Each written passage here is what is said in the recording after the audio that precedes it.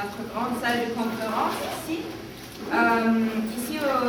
Comme dans d'autres salles que nous avons, il y a notre programme de conférences, de débats et de manifestations qui a eu lieu de nouveau à partir de septembre des maisons de l'Europe en France. Alors, dans toutes les grandes villes en France, il y a des maisons comme ici qui, dans la mission, est d'encourager cet esprit de citoyenneté européenne et d'informer les Français et aussi les étrangers qui viennent sur l'Europe. Et je vais vous présenter Anne, ma collègue stagiaire des Pays-Bas. Voilà. Et moi, allemande, je m'appelle Alexandra. Vous pouvez vous en servir. Et il y a aussi un jardin que vous voyez là à travers les fenêtres, vous pouvez y accéder. Il y avait énormément de neige. Aujourd'hui, avec le réchauffement climatique, on a une limite pluie-neige qui remonte. Ce qui fait que la neige, il y en a encore, mais toujours de plus en plus haut. D'accord ? Qu'est-ce qu'on fait pour répondre à ça? On installe des canons à neige. Donc c'est des canons, des perches, qui fabriquent de la neige, mais qui fabriquent la neige avec quoi? Avec de l'eau. D'accord? Plus le réchauffement climatique avance, plus les canons à neige, on les installe. On ne pourra plus mettre des canons partout, parce qu'avec quelle eau on va pouvoir fabriquer la neige? Donc ça, c'est pas du tout du développement durable. D'accord? Donc par exemple, le développement durable, ça serait de commencer à essayer de faire qu'on toute seule. Elle produit 25% des gaz à effet de serre de toute la planète. D'accord? C'est sûr que comparé à la Chine ou aux États-Unis, c'est peut-être pas énorme. Mais n'empêche que 25% pour des pays qui sont censés être développés, c'est encore beaucoup. Donc à votre avis, qu'est-ce qu'il faudrait faire pour contrôler tout ça? Et là, c'est à vous de parler, sachant que j'ai besoin de 2 personnes qui vont être des secrétaires et qui vont noter tous les problèmes que vous allez dire, toutes les solutions que vous allez proposer, et c'est ces secrétaires qui auront noté, qui devront présenter à l'oral aux copains. Donc là, beaucoup de gens le font. Certains, mais pas tous. Pourquoi? À votre avis, pourquoi les gens ils font pas de gestes pour aider l'environnement environnemental? On ne peut pas penser à ces choses-là forcément tout seul. D'accord? Moi, mettre des briques dans mes toilettes, je ne l'ai pas inventé. Sinon, j'aurais posé un brevet et je gagnerais des sous. D'accord? C'est que j'en ai entendu parler, que j'ai essayé et que finalement, ça fonctionne très bien. D'accord? Donc la sensibilisation, je pense que c'est important. Maintenant, quelle? C'est vraiment très cher. Alors, ce que je fais, j'essaye de prendre tous les conseils qui sont inscrits comment utiliser le moins de pétrole. Et je fais comme ça puisque je ne veux pas payer plus. D'accord. D'accord, effectivement. Alors le coût du pétrole, c'est pas bête. On va y revenir. Je carte. Oui, mais... Est-ce que vous ne pensez pas qu'il faudrait faire ça peut-être même sur... Au niveau national. Oui, au niveau plus élargi, tu penses à l'Europe? Même plus. Même plus. Même plus, effectivement. Et là, comme on a la maison de l'Europe... Thème, je vais voir ce qu'il en est ressorti. Le premier thème. Peut-être dans le monde. On a parlé un peu de l'espéranto. Est-ce que quelqu'un ne sait pas ce que c'est l'espéranto? Vous ne savez pas? En fait, c'est une langue artificielle. C'est une langue qui a été créée il y a quelques années où ils prennent des mots, leur point de vue, et de nous exposer tout ce qu'on a dit et de tout ce qu'on a parlé. Si elles veulent bien se lever. Nous avons un travail très important pour que nous parce que nous avons différentes nationalités. C'est un élément très important pour nous. Alors, oui, la langue, comme Laura dit, c'est très important parce qu'il permet à tout le monde de communiquer avec les autres dans un pays différent. Donc, il est très important d'apprendre une langue étrangère quand nous sommes petits. Dans la langue étrangère, c'est-à-dire parce que l'économie c'est très pauvre. Et c'est très important de pouvoir parler de ça. Il y a beaucoup de personnes qui m'ont dit que l'espagnol c'est une langue qu'ils peuvent apprendre pour les telenovelas. Alors, je crois que la TV, la radio, l'Internet et les moyens écrits sont très importants pour les personnes qui n'ont pas de l'argent pour prendre un cours de langue. Ou bien dans son pays, il n'y a pas de la bonne économie pour pouvoir payer une école avec des langues étrangères. Aussi, c'est un problème. C'est une chose qui s'appelle Espéranto. C'est le même que vous avez écouté. Parce que c'est une langue artificielle. Précisément parce qu'elle utilise beaucoup de mots de différentes langues pour pouvoir parler une langue. Alors, pour ça, il y a des conclusions qu'il faut d'avoir une langue. Précisément, nous avons eu que c'est l'anglais. Tout c'est parce qu'il y a une globalisation. Aux États-Unis, il y a beaucoup au mieux dit, il y a une bonne économie. Alors pour ça, c'est que l'anglais c'est une langue universelle. Alors je ne sais pas si dans ce pays, il y a des vêtements avec la tâche en anglais. Alors il y a beaucoup de pays qui n'est pas sa langue dans tous les pays comme l'anglais. Et précisément aujourd'hui, quand nous les communiquons, si nous ne pouvons pas nous communiquer dans les Français, avec les Français, nous pouvons communiquer avec l'anglais. Oui? Alors c'est pour ça que l'anglais c'est une solution pour trouver une bonne communication, pour faire la relation entre toutes les personnes de tous les pays. Donc en ce domaine, on ne peut pas trouver un mal ou un positif aspect, un mal ou un positif chose. L'anglais, c'est une langue universelle. Il faudra tous les pays accepter, c'est une réalité. C'est ça.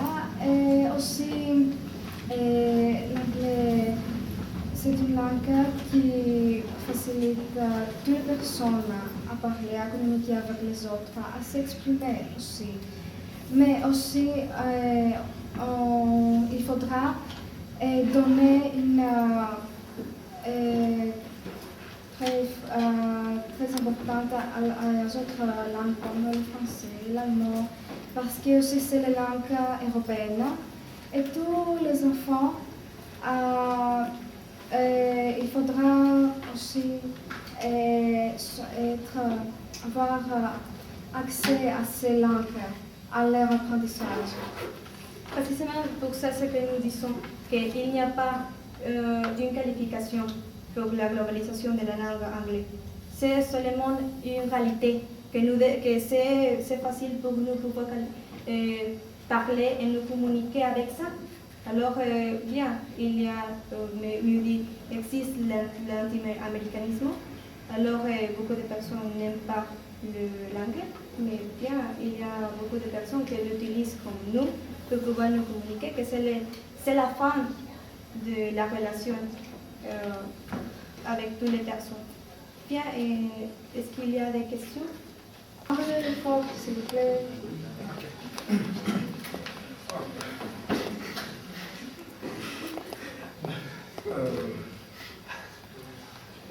Je dirais déjà que dire que l'anglais, qu'on devrait promouvoir le développement de l'apprentissage de l'anglais dans tous les pays, c'est bien. Mais avant qu'on puisse dans chaque pays étudier l'anglais pour pouvoir être au parfum de la langue économique mondiale, on devrait essayer pour chaque pays de réduire le nombre de langues officielles. Quand je dis réduire le nombre de langues officielles, c'est par exemple si on a 4 langues officielles, chaque citoyen est presque contraint de les connaître les 4 langues, ce qui n'est pas très facile. Pourtant, si dans un pays on a une seule langue officielle, on peut y ajouter de l'anglais. Là, ça va faire 2 langues et ce sera facile à apprendre. Je prends un exemple simple. Au Nigeria, la langue officielle, c'est l'anglais. Mais à côté, il y a près de 1000 dialectes. quand je parle de 10 000 dialectes, vous comprenez, parce que déjà 1000 dialectes, il y a des gens au Nigeria qui ne savent même pas parler anglais. Ils connaissent juste le dialecte. Ça veut dire en premier lieu que c'est même pas facile d'étudier à l'école. Donc, je pense que si on pouvait annuler ce dialecte, imposer une langue internationale dans tous les pays, obligé d'étudier avec cette langue, je crois qu'on réussirait un jour à utiliser une seule langue dans tout le monde. Et je crois aussi qu'il y a des gens qui pourraient faire des études dans des domaines précis à cause d'une seule langue. Parce qu'il y a des gens peut-être qui voudraient bien étudier l'économie, mais lorsqu'il arrive à l'université, son professeur d'économie est un anglophone, un anglais quoi. Et là, il ne comprend pas bien l'anglais. Comme il ne comprend pas bien l'anglais, il ne peut pas étudier l'économie. Et là, il vit. Il prend un autre domaine qui n'est pas le sien. Lorsqu'il prend un domaine qui n'est pas le sien, il se perd en route. Pourtant, il pourrait faire ingénieur en économie, quoi. Là, c'était un exemple. Donc, je pense que déjà, il faudrait réduire le nombre de dialectes par pays et imposer une langue internationale. Oui, mais imposer et obliger, ce sont des mots trop forts pour la société dans laquelle on vit. Imposer, c'est exact. C'est exact qu'Amérique fait à tout le monde. Imposer avec sa force, la langue et tous. Mais c'est un différent. C'est un différent aspect. C'est très Donc, difficile oui. pouvoir trouver une langue officielle pour tout le monde. Mais aussi, Parce que, bien, je crois que c'est possible, mais c'est un peu difficile parce qu'il y a une globalisation. Alors, il y a beaucoup de pays qui n'ont pas de l'argent pour pouvoir trouver des classes, des profs. Alors, oui, c'est le Mais aussi, je pense que si chaque pays réduit le dialecte, il n'y aura pas un pays avec les traditions, ses traditions, ses civilisations, sa culture. Quand on a dans une Europe européenne, dans une union, ça ne signifie pas qu'on va réduire la langue maternelle, les traditions. On va se tenir, mais aussi on va essayer de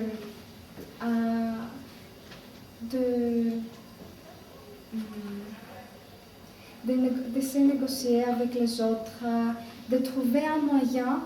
Donc, tous les pays sont heureux. Comme tu as dit,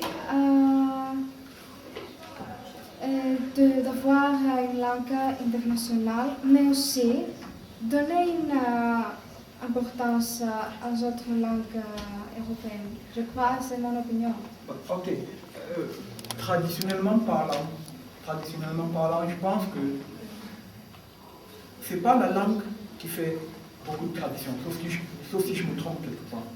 Je pense qu'on pourrait, si on remplace le dialecte par une langue internationale et qu'on continue à faire de la tradition, je ne crois pas que ça gênerait beaucoup. Et puis, au niveau d'adopter une langue internationale, c'est pas subitement comme ça qu'on va le faire. Je crois qu'on peut le faire génération par génération. On prend une génération et on commence par elle. Et je crois que si on commence par une génération toute petite, je crois, à un certain âge, ce sera une habitude dans tout le monde. Quoi. Et ça ne générerait pas au niveau des traditions parce que si tu as des sculptures en Swahili par exemple, tu peux refaire les mêmes sculptures en anglais. Et la sculpture reste belle, c'est la sculpture qu'on voit, c'est pas la langue. Sauf si je me trompe. Tu as parlé pour la génération. Je crois que les générations sont prêtes, sont fortes d'accepter ou aussi de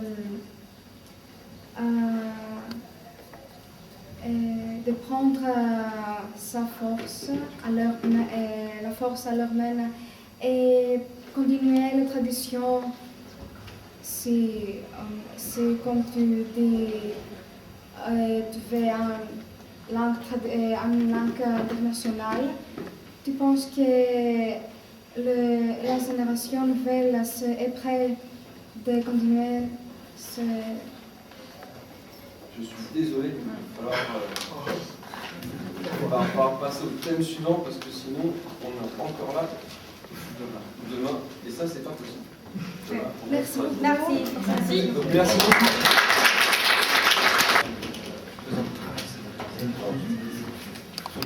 On va repartir dans le détail.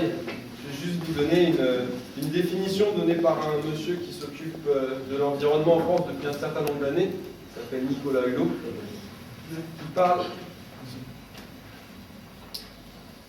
Il a dit, comme définition, l'écologie est aussi et surtout un problème culturel. Le respect de l'environnement passe par un grand nombre de changements comportementaux. En fait, dans cette définition du développement durable, vraiment, les mots importants qu'on a retenus, c'est problème culturel, respect de l'environnement et changements comportementaux. Tous les débats qu'on a fait un peu, dont on a parlé, comme vous, dehors, sont centrés autour de cela.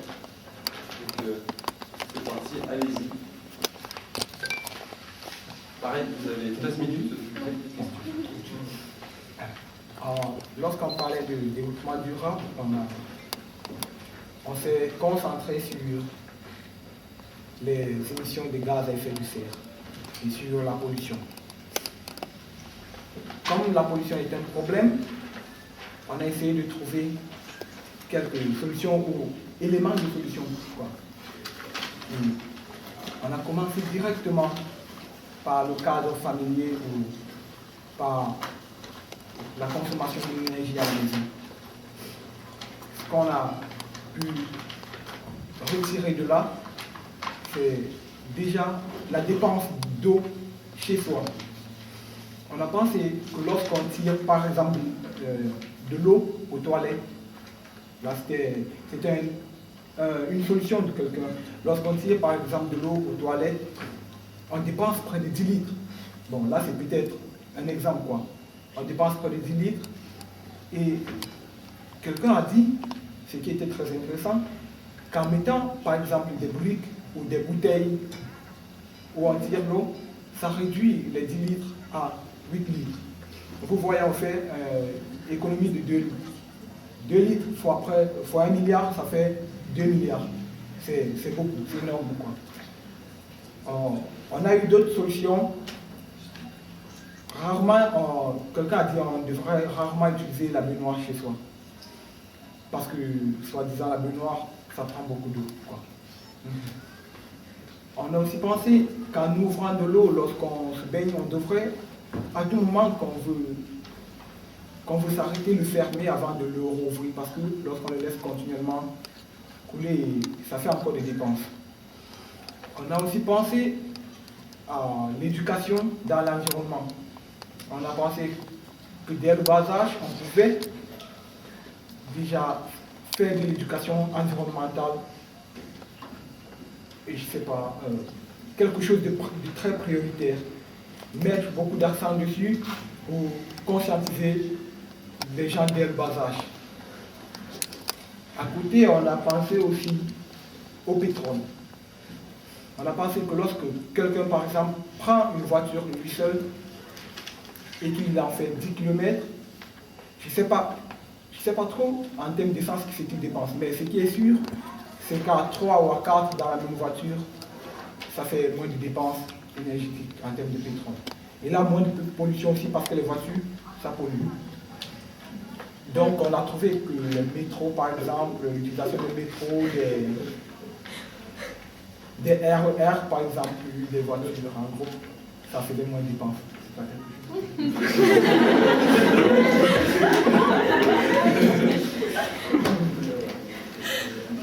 Oui, c'est ça. On a parlé aussi des réseaux de transport public. On a donné l'exemple ici à Paris que certaines personnes disent que c'est le meilleur du monde. Et les autres moyens de transport qu'on peut avoir chez soi, c'est la bicyclette. la trottinette.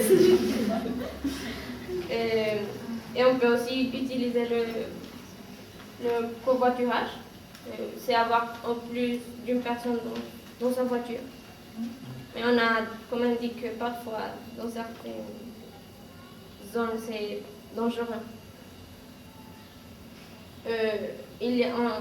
Puis on a parlé du recyclage, que c'est un moyen important et qui est déjà très populaire pour nous le connaître. Surtout en Europe, on fait le tri avec les poubelles de couleur, le système de couleur. Et on fait la différence, on recycle le papier et le plastique.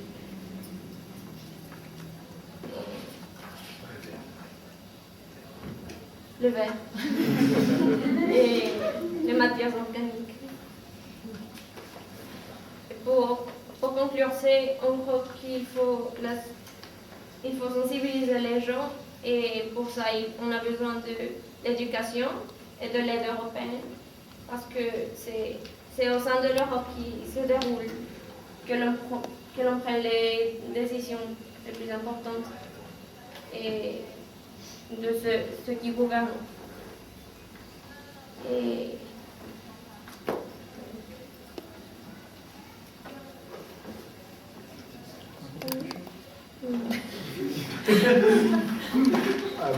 Bon, pour finir, on a aussi pensé à planter des arbres dans des pays où la pollution est très avancée pour pouvoir réduire un tout petit peu.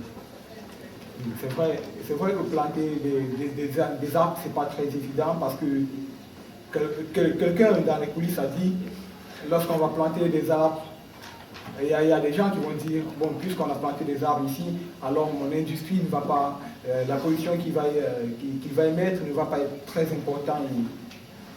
Et là, il va venir planter sans penser qu'avant, il y avait déjà pollution et puis ça crée des dégâts. Alors, je pense, mais on a dit quand même qu'on devait planter des arbres. Je pense jusqu'à maintenant que c'est une bonne idée. Et on a aussi pensé à installer des industries pour les grands pays.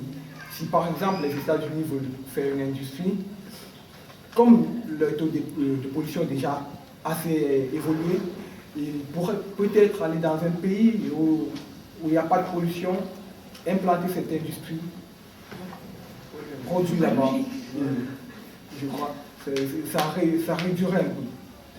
On va polluer toute la planète alors. Si c'est une question, je dirais non.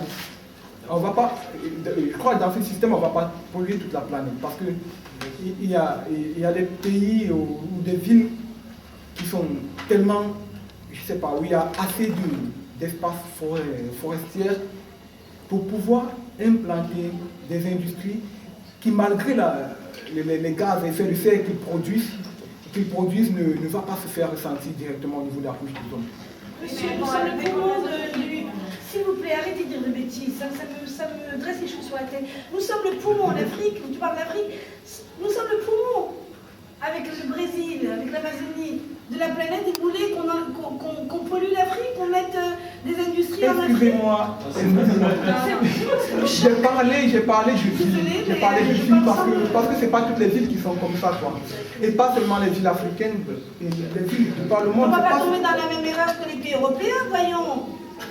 Mais imaginez qu'on continue à polluer plutôt en Europe, on pollue, le pourcentage de pollution de l'Europe, il me paraît que c'est déjà 25%. Si ça va à 50%, imaginez.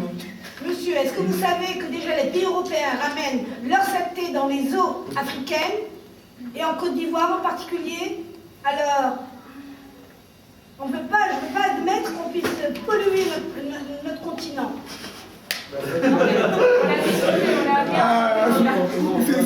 C'est pas un gros problème.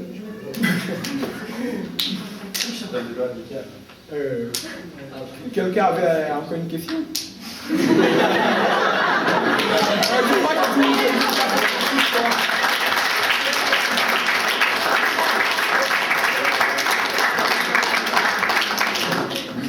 On n'a pas trop le temps, il faut aller vite. s'est intéressé au problème d'appartenance européenne et on voulait savoir quels étaient les moyens qui peuvent être mis en œuvre pour promouvoir et renforcer cette appartenance qui a pris un coup avec le vote du non en Irlande par exemple. Donc on va développer ici les résolutions qui peuvent être prises justement pour promouvoir cette appartenance européenne.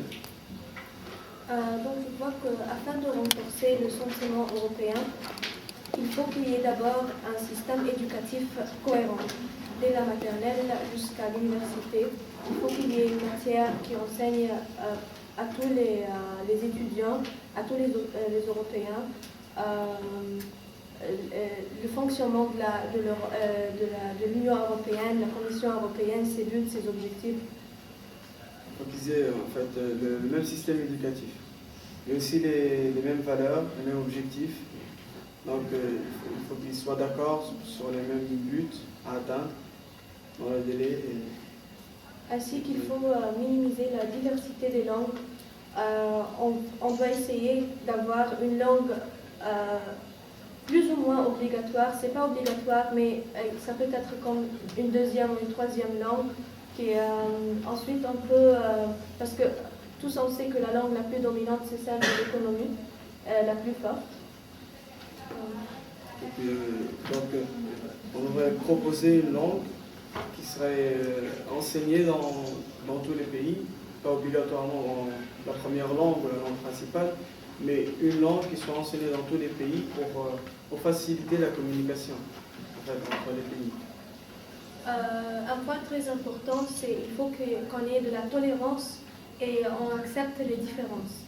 C'est-à-dire on ne doit pas juger les uns et les autres, on ne doit pas mettre des étiquettes, on ne doit pas faire des différences culturelles, religieuses.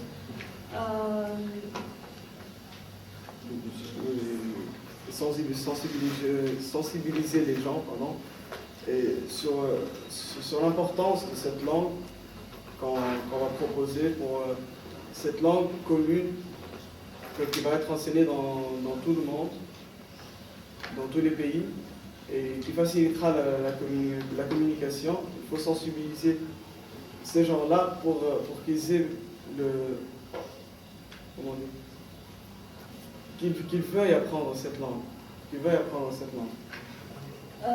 Aussi, il faut qu'il y ait un système que chaque Européen passe une année de bénévolat à un autre pays européen, qu'il explore, qu'il découvre un autre pays européen afin de se rapprocher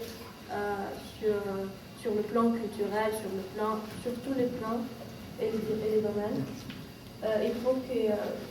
Le programme d'échange scolaire et universitaire comme Erasmus. On pourrait par exemple envoyer plus souvent des profs et des élèves étudier et enseigner dans d'autres pays pour à des durées, par exemple, 3 mois, 6 mois. Ça faciliterait plus la communication et ça fera découvrir la culture. Et plus de culture, ça fera une culture européenne. Ensuite, un point très important, et ça a un rapport avec l'économie, il faut que le pouvoir d'achat des Européens, il faut l'élever un petit peu pour qu'ils ne se plaignent pas de l'euro. Et ensuite, s'ils ne plaignent pas du système économique européen en général, ils vont accepter un peu plus l'Union européenne, ainsi leur identité européenne, ils vont l'accepter. Il faut aussi convaincre les Européens que ce qu'on fait, que les buts, les objectifs que les Européens ont mis sont pour leur intérêt, pour éviter les oui et les votes, beaucoup de refus de certains pays. Et finalement, il faut que chaque pays, il faut qu'il y ait des événements européens, par exemple une journée pour l'Europe, partout dans l'Europe, que chaque année, un pays européen l'organise et ça sera fêté par toute l'Europe. C'est tout. Des questions? Mais j'avais juste un petit problème. Je ne comprends pas exactement ce qu'on entend par pouvoir d'achat. Alors le pouvoir d'achat, c'est par exemple si tu prends 500 € par mois. c'est c'est ton salaire. Mais avec ce salaire, par exemple, en France, tu peux acheter beaucoup de choses, tu peux aller faire du shopping, tu peux vivre, mais par exemple... En fait, le truc, c'est 500 €. En France, tu peux pas vivre 15 jours avec le loyer, ça coûte. Oui. C'est-à-dire si ça coûte pas. C'est très cher. Mais en Tunisie ou dans un autre pays, tu peux vivre plus. Je sais pas, 500 € en Tunisie, c'est le SMIC. C'est la différence de SMIC en fait. Ça coûte. Merci.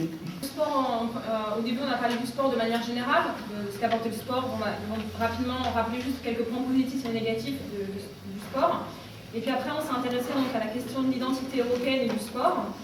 Et on a essayé de répondre à la question qui est de savoir comment favoriser la prise de conscience de l'identité européenne lors des compétitions sportives, donc européennes et mondiales. Donc on a essayé après de trouver quelques solutions. Donc, nos amis vont nous parler.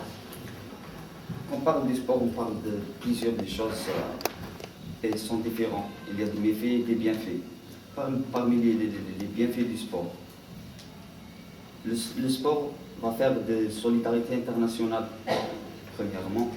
Deuxièmement, il est bon pour la santé, pour le côté physique, pour le côté moral. Troisièmement, il fait qu'éviter le milieu de drogue.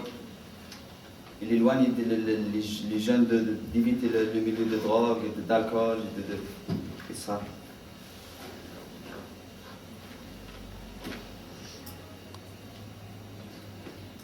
Et il peut donner des chances aux jeunes de toute région pour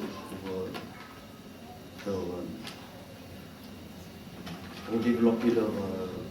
Peut-être les jeunes de tout sexe, tout âge, d'âges différents, de sexes différents. Ouais. Tout le monde peut faire du sport. Ouais. Comme par du effet. Quand le sport est considéré, si nous tournons la page, nous pouvons voir quelques choses différentes que nous pouvons appeler le problème. La première chose est la violence. C'est très populaire aujourd'hui, spécialement si il y a entre des supporters et admirateurs différents de clubs différents. C'est basé au racisme et quelque chose comme ça. Le second, peut-être la dopage qui peut ajouter le peuple sportif avec la résistance. Par exemple, si nous prenons certains dopages, nous pouvons faire par exemple 1 heure et demie au plus que d'autres. Il y a beaucoup de choses comme rivalité, c'est basé des provocations entre aussi des différents groupes de peuple dans la rue. Mais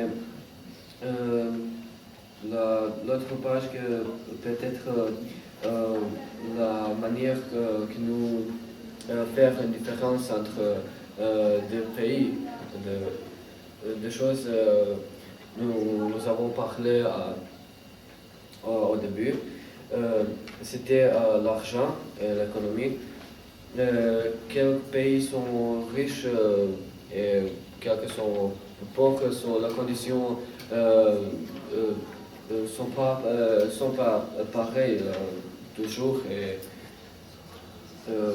il y a par exemple, quelques régions où il n'y a pas le stade comme un stade ordinaire et ils ont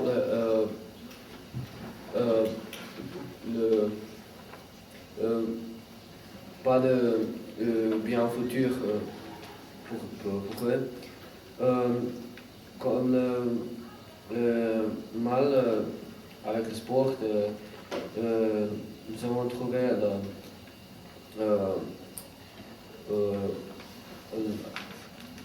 les admirateurs qui ont reçu une mauvaise image de la vie, exactement les idoles, les peuples populaires, les sportifs populaires.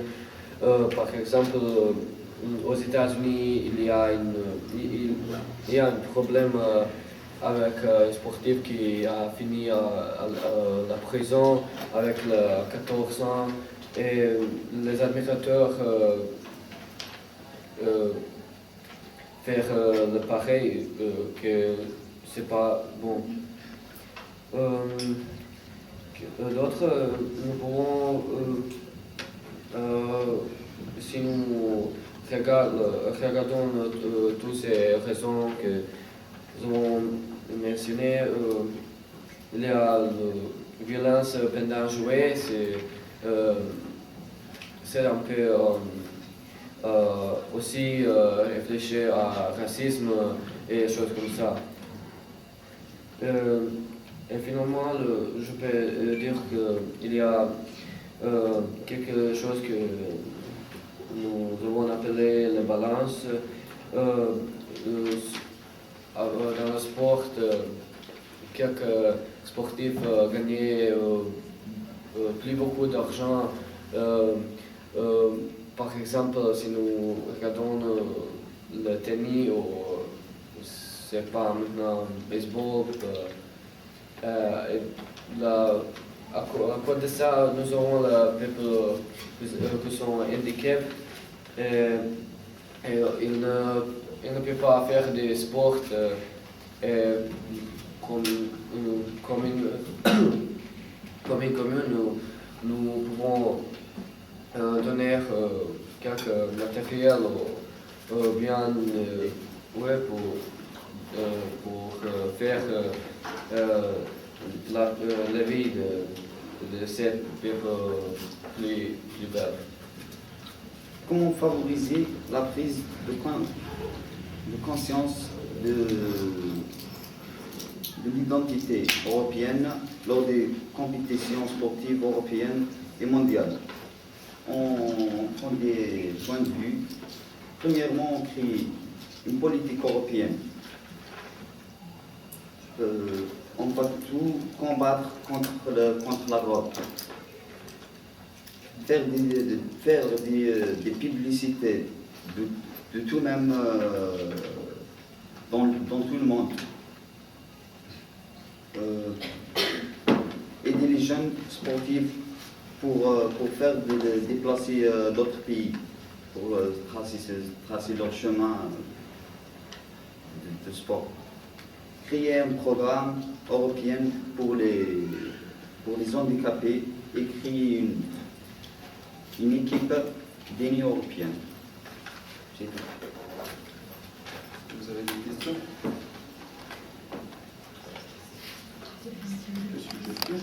Suggestions.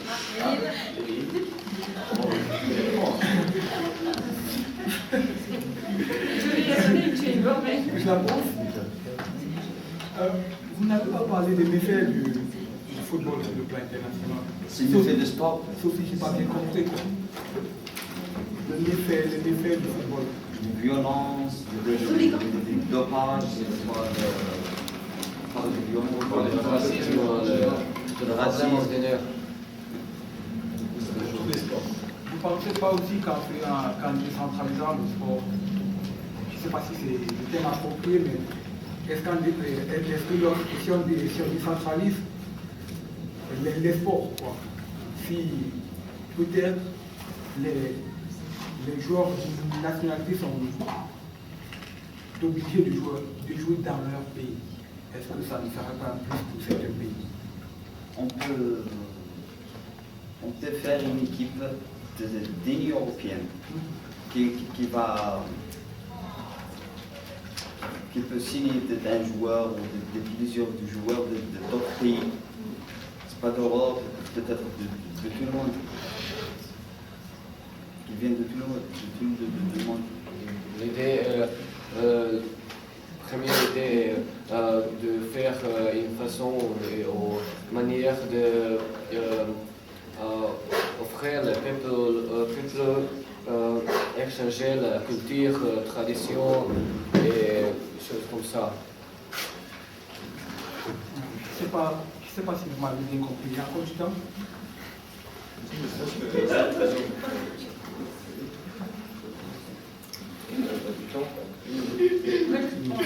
Ils en ont parlé de ce que tu dis, mais eux, ils l'ont généralisé à l'ensemble des sports. À un moment, on a parlé, par exemple, est-ce que vous pensez que ce serait une bonne idée de créer, par exemple, une équipe de sport avec une équipe de football, parce que c'est le sport le plus connu en Europe, le plus pratiqué, avec une équipe d'Union européenne, avec un joueur d'Espagne, un super bon joueur d'Espagne qui viendrait jouer, un super bon joueur d'Italie, voilà, on prendrait chaque joueur de l'Union européenne, les meilleurs, pour former une équipe d'Union européenne. On pourrait garder chaque équipe, l'équipe de France, l'équipe d'Italie, etc., mais en plus créer une équipe d'Union européenne. Est-ce que vous pensez que ça serait peut-être une bonne idée de créer, pour vraiment affirmer le pouvoir de l'Union européenne? Oui. Mon véritable problème, c'était, je ne sais pas, d'arrêter l'immigration des joueurs d'autres nationalités vers des pays spécifiques. C'est-à-dire, si peut-être t'es Camerounais, tu sais bien jouer au football, on t'exige de rester au Cameroun. Comme ça, avec ce football que tu sais jouer, tu peux, je ne sais pas, représenter valablement ton pays lors des compétitions. Par exemple, il y a des joueurs qui vont en Italie jouer pour les championnats, des joueurs africains, asiatiques. Je pense qu'en réalité, certains pays devraient exiger à leurs joueurs, pour être sélectionnés dans l'équipe nationale, par exemple, de jouer dans le territoire national. Un peu, si vous regardez l'exemple de l'Italie, en Italie, les joueurs de l'équipe nationale sont des joueurs du championnat local. Et malgré tout, ils ont une belle équipe. Je pense que si les joueurs de l'équipe nationale de chaque pays venaient du championnat local, et il y a des pays qui seraient très bons en football. Mais lorsque tout le monde mire vers certains pays spécifiques, je crois qu'on laisse des pays pauvres.